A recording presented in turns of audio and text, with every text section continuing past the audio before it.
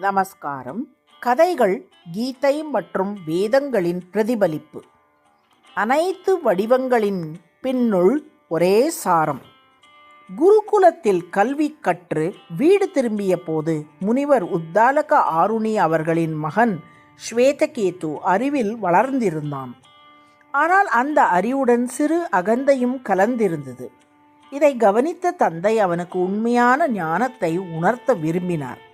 அவர் மெதுவாக கேட்டார், மகனே, அனைத்தையும் அறிய செய்கின்ற அந்த அறிவை நீ கற்றாயா? எல்லாவற்றிற்கும் அடிப்படையான உண்மையை உணர்ந்தாயா? ஸ்வேதகேது சிந்தித்தான்.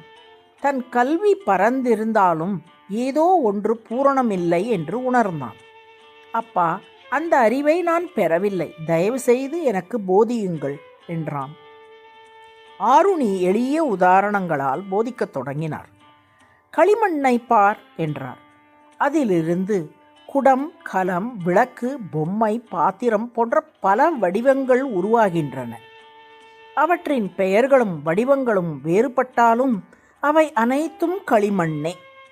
களிமண்ணை அறிந்தால் அவை அனைத்தின் அடிப்படையையும் அறிந்ததற்கு சமம். அதேபோல் தங்கம், வெள்ளி, இரும்பு போன்ற உலோகங்களும் பல வடிவங்களில் தோன்றினாலும் அவற்றின் சாரம் ஒரே உலோகமே என்றார். பின்னர் ஆலமரத்தின் கனியை கொண்டு வர சொன்னார். கனியை உடைத்த போது சிறு விதைகள் இருந்தன.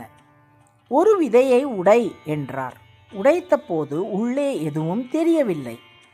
அந்த தெரியாத சிறு சாரத்திலிருந்தே இத்தனை பெரிய ஆலமரம் உருவாகியுள்ளது என்று ஆருணி கூறினார். கண்களுக்கு தெரியாத அந்த நுண்ணிய சக்தியே அதன் உண்மை. மேலும் விளக்கமாக உப்பை நீரில் கரைக்க செய்தார். மறுநாள் உப்பை எடுத்து வா என்றார். அது காணப்படவில்லை.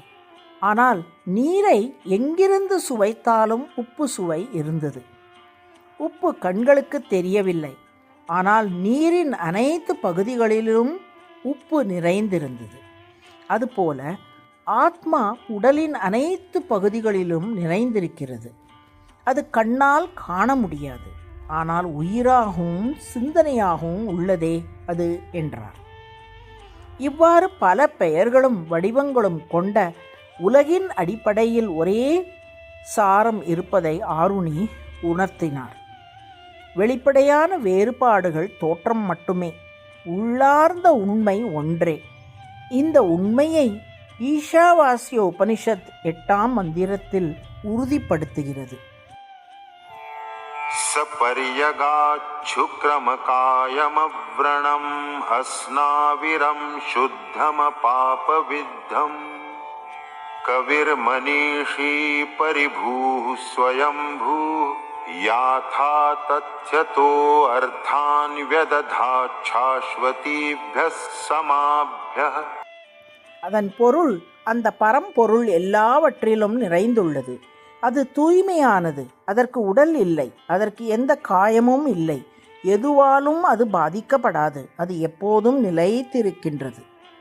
களிமண் அனைத்து குடங்களிலும் இருப்பது போல், உப்பு நீரில் எங்கும் பரவி இருப்பது போல் அந்த பரமாத்மா உலகமெங்கும் நிறைந்திருக்கின்றார்.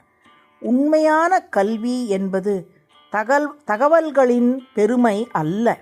அனைத்திலும் நிறைந்திருக்கும் ஒரே பரமசாரத்தை உணர்வதே ஞானம். அந்த உணர்வு வந்தால் அகந்தையும் களையும், ஞானமும் பிறக்கும். நாராயண நாராயண.